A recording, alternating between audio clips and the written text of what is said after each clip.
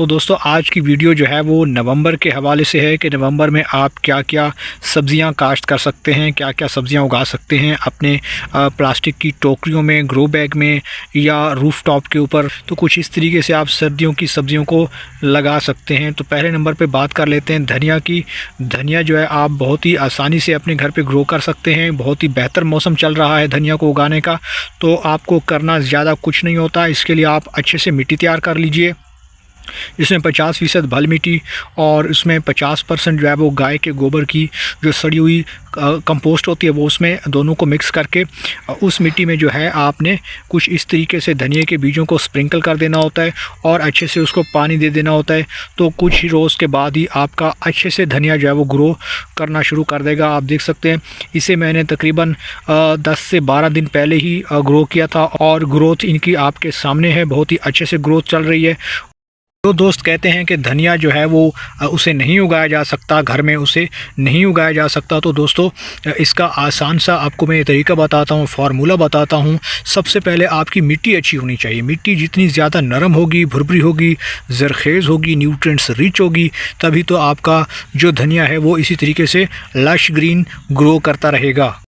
तो कहने का मतलब यह है कि धनिया उगाने के लिए आपकी मिट्टी वेल ड्रेन होनी चाहिए, साथ में नरम होनी चाहिए और भुरभुरी होनी चाहिए। अच्छी मिट्टी आप तैयार करेंगे तो आपको बहुत ही बेहतर रिज़ल्ट मिलेगा। ये रिज़ल्ट आपके सामने है जो मैंने मिट्टी तैयार की है और उसके 10 से 12 दिन के बाद ही कुछ इस तरीके से इसकी ग्रोथ जो है वो नज़र आती है। तो दूसरे नंबर पे दोस्तों बात कर लेते हैं टमाटरों की। टमाटर के पौधे आप देख सकते हैं कुछ इस तरीके से आपने तैयार करने होते हैं टमाटर के पौधों को, और क्योंकि ये हैवी फीडर होते हैं तो इनके लिए भी बहुत अच्छी मिट्टी जो है आपको तैयार करनी होती है। टमाटर के पौधों के लिए सबसे पहले हम जब इसको ग्रो करते हैं तो इसके लिए हमें सीडलिंग करनी होती है, यानी कि इसके जो बीज होते हैं बीजों से ही हमें पौधे बनाने होते हैं। तो आप इस तरीके से इनकी जो पौध है वो तैयार कर लें, पौधे इनके बना लें। छोटे छोटे पौधे होते हैं जो आपको 25 दिन के बाद जो है वो काफ़ी अच्छी ग्रोथ इनकी मिलती है, और 25 दिन के बाद जब ये नर्सरी तैयार हो जाती है तो उसके बाद आपको इस तरह के एक और बड़े ग्रो बैग में जो है वो इनको शिफ्ट करना होता है, जिस तरह से आप देख रहे हैं। तो इसको मैंने 25 रोज़ के बाद यहाँ पे शिफ्ट कर दिया है। अब ये पौधे भी काफ़ी बड़े हो गए हैं, जो छोटे पौधे हैं इनको भी बहुत जल्द हम बड़े ग्रो बैग के अंदर शिफ्ट कर देंगे। तो दोस्तों इसके लिए मिट्टी आपने कैसे बनानी होती है, नवंबर का महीना बहुत ही बेहतर है, इसके लिए आप ग्रो कर सकते हैं। इसका जो सबसे बेस्ट जो सीज़न है वो आप अक्टूबर से लेकर, यानी मिड ऑफ द अक्टूबर से लेकर मिड ऑफ द नवंबर तक आप इसकी नर्सरी जो है वो तैयार कर सकते हैं। वैसे तो ये बहुत आगे तक चलती रहती है, लेकिन उसके लिए आपको प्रॉपर जो है वो इसके टनल के अंदर लगाना होता है इसको। तो इसके लिए आपको करना ये होता है कि सर्दी से इनको बचाना होता है, क्योंकि टमाटर के छोटे पौधों को आपको जो है वो सर्दी से बचाना होता है, क्योंकि शदीद सर्दी में ये स्ट्रेस में चले जाते हैं और इनके पत्ते जो है वो ख़राब हो जाते हैं, पौधा मुरझा जाता है। तो आपने करना ये होता है कि इसे जो है वो इनके ऊपर टनल आपने बनानी होती है, यानी कि इसके ऊपर जो है शापर या पन्नी जो होती है वो आपने इससे उनको कवर करना होता है ताकि सर्दी से ये आपके पौधे ख़राब ना हों। तो दोस्तों टमाटर के पौधों को तैयार करने के लिए मिट्टी वेल ड्रेन होनी चाहिए, नरम होनी चाहिए, ज़रखेज़ होनी चाहिए और साथ में न्यूट्रिएंट्स रिच होनी चाहिए।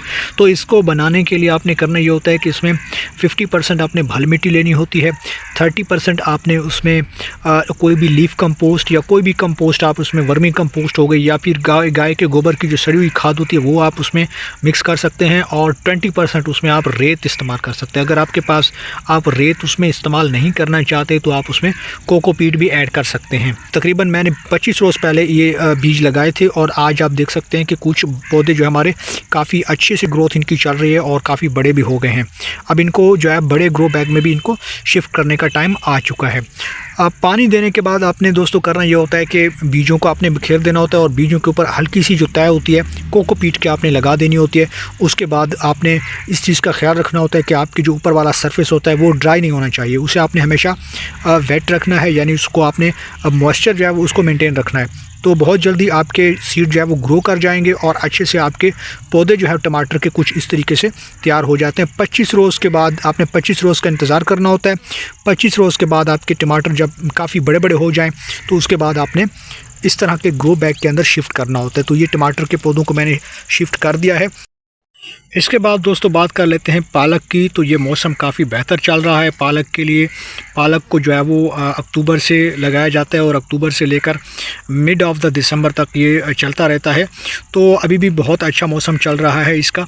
आप जो है वो घर पे ग्रो कर सकते हैं। पालक के आपने सीड्स कुछ इस तरीके से आपने बिखेर देने होते हैं। सरफेस एरिया जितना बड़ा होगा उतना ही ज़्यादा पालक के लिए बेहतर जो है वो इसकी ग्रोथ होती रहती है। तो आपने इसके लिए भी अच्छी मिट्टी तैयार करनी होती है। मिक्सचर वही बनाना है जिस तरह आपने धनिया के लिए बनाया था। तो आपने 50% इसमें बाल मिट्टी और 40% आपने इसके अंदर गाय के गोबर की खाद डाल देनी है और साथ में 10% इसमें रेत डाल देनी है। तो मिट्टी आपकी वेल ड्रेन हो जाएगी, नरम हो जाएगी।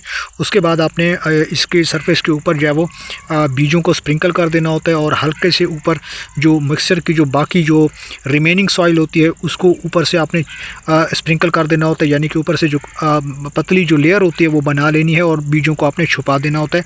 उसके बाद आप किसी भी फाइन स्प्रेयर से इसको स्प्रे कर देते हैं और आपने नमी को मेंटेन रखना है जिस तरह आपको नज़र आ रही है। तो उसके बाद 2 से 3 दिन के बाद आप देखेंगे कि आपके बीज जो है वो ग्रो करना शुरू कर देंगे। तो ये पालक के बीजों को हमने तकरीबन 6 रोज़ पहले उगाया था और आज ये काफ़ी अच्छे से ग्रो कर चुके हैं। तो दोस्तों पालक 20 रोज़ के बाद कुछ इस तरीके से नज़र आती है। आप देख सकते हैं काफ़ी चौड़े पत्ते हैं। इसके लीफ जो हैं वो काफ़ी लश ग्रीन है और ड्राई नहीं है। तो आप देख सकते हैं कि ये मैंने अपने घर पे गार्डन में इस तरह की एक टोकरी ली है और टोकरियों के अंदर मैं इस तरह की गार्डनिंग करता हूँ। आप भी कर सकते हैं। आपको ज़्यादा खर्चा करने की ज़रूरत भी नहीं होती। आपके पास ज़मीन नहीं है तो कोई बात नहीं है, आप इस तरह की रिसाइकल जो टोकरियाँ मिलती हैं आप उनका इस्तेमाल कर सकते हैं और अच्छे से पालक को ग्रो कर सकते हैं। रिज़ल्ट आपके सामने है।